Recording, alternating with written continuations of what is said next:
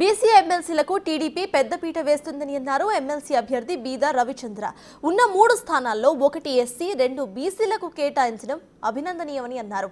పార్టీలో కష్టపడి పనిచేసే నాయకులకు అవకాశం కల్పిస్తారని అన్నారు. ఇక మరింత సమాచారాన్ని మా ప్రతినిధి సాయి శంకర్ అందిస్తారు. అభ్యర్థులుగా ఈరోజు కూటమి నేతలందరూ కూడా నామినేషన్లు దాఖలు చేయడం జరిగింది. మనతో పాటు బీదా రవిచంద్ర గారు మనతో పాటు ఉన్నారు, మాట్లాడదాం. సార్, ఎట్లా ఈ నామినేషన్ కానీ మీకు అవకాశాన్ని ఎట్లా చూస్తారు?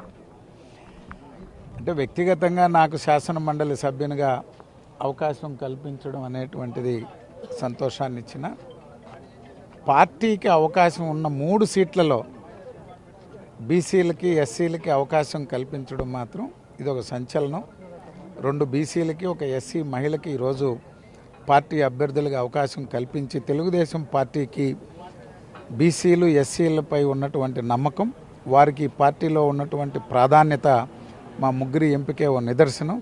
దానికి ఈరోజు బడుగు బలహీన వర్గాల అందరి తరపున కూడా పార్టీకి, ప్రత్యేకించి పెద్దలు చంద్రబాబు నాయుడు గారికి, మా యువనేత నారా లోకేష్ బాబు గారికి కృతజ్ఞతలు తెలియజేసుకుంటాం. వర్గాల వారీగా పక్కన పెడితే పార్టీకి సంబంధించి మీరు అన్నట్లు మొదటి రోజు నుంచి అంటే కార్యకర్త నుంచి ఒక్కొక్క అంచెలంచెలుగా ఎదిగిన మీకు అవకాశం ఎట్లా చూసుకోవచ్చు? అంటే నేను ఒక సాధారణ కుటుంబం నుంచి రాజకీయాలు ప్రారంభించా.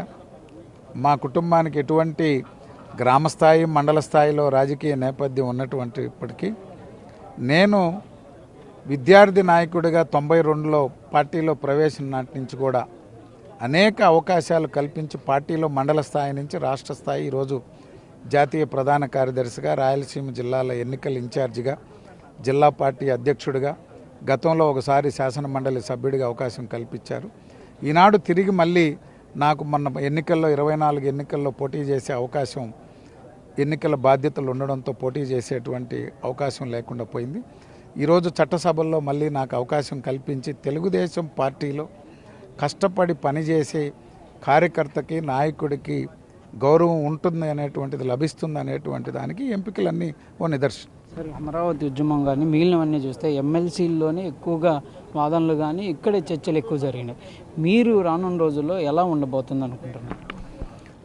ఏ శాసన మండళ్ళ ద్వారానైతే అమరావతిని నిలబెట్టుకున్నామో, 3 రాజధానులని జగన్మోహన్ రెడ్డి అన్నటువంటి కలలని వ్యతిరేకించామో, సిఆర్డీఏ రద్దు కాకుండా ఏ విధంగా అడ్డుకున్నామో, ఈ శాసన మండలి ఆంధ్రప్రదేశ్ ప్రజలకి ఒక రాజధానిని నిలబెట్టి ఈరోజు తిరిగి మళ్ళీ చంద్రబాబు నాయుడు గారు ముఖ్యమంత్రిగా కూటమి ఒక మంచి రాజధానిని ఆంధ్రప్రదేశ్కి ఈరోజు నిర్మాణం చేయగలుగుతున్నారంటే ఆనాడు శాసన మండలి సభ్యులు చంద్రబాబు నాయుడు గారు స్వయంగా వచ్చి శాసన మండలి గ్యాలరీల్లో కూర్చొని అమరావతిని కాపాడుకోవడంతో పాటుగా సిఆర్డీఏ రద్దు కాకుండా 3 రాజధానుల బిల్లును వ్యతిరేకించడం ద్వారా ఈరోజు మళ్ళీ అదే సభలో మరోసారి అవకాశం రావడం మాత్రం చాలా సంతోషం. ఫైనల్గా మస్తానరావు గారు అక్కడ పెద్ద సభలో ఉన్నారు, మీరు విధానసభలో ఉన్నారు. ఒకే కుటుంబం నుంచి 2 ప్రాతినిధ్యాలు కంపల్సరీగా ఒక కీలకంగా మారబోతున్నారు. ఎట్లా? తప్పకుండా పార్టీ కల్పించినటువంటి అవకాశాలు, పార్టీ పటిష్టతతో పాటుగా మా వంతు మేము అటు నెల్లూరు జిల్లా, అదేవిధంగా బలహీన వర్గాలకి సేవలు అందించేదానికి కృషి చేస్తామని తెలియజేస్తాం. ఇది మొత్తంగా అయితే నామినేషన్కి సంబంధించి కానీ తనకు అభ్యర్థి ఇవ్వటం పైన చాలా ఆనందాన్ని అయితే వ్యక్తం చేస్తున్నారు. కంపల్సరీగా బీసీలకి టీడీపీ ఎలాంటి ప్రాధాన్యత ఇస్తుందనేది ఇప్పుడు ఇచ్చినటువంటి ఎమ్మెల్సీల్లో బీసీలకు 2 సీట్లు, దళిత వర్గాలకు 1 సీట్ ఇవ్వటం అనేది తెలిసిపోతుందనే విధంగా చెప్తున్నారు. కంపల్సరీగా ఎమ్మెల్సీ వేదికగా తను ఏదైతే రాష్ట్ర ప్రజలకు సంబంధించి ఇచ్చినటువంటి హామీలు కానీ కంపల్సరీగా టీడీపీ తరఫు తన వాదనలు అయితే గట్టిగా వినిపిస్తాననే విధంగా కూడా బీదా రవిచంద్ర చెబుతున్నటువంటి పరిస్థితి ఉంది. కెమెరామెన్ సురేష్తో సాయి శంకర్.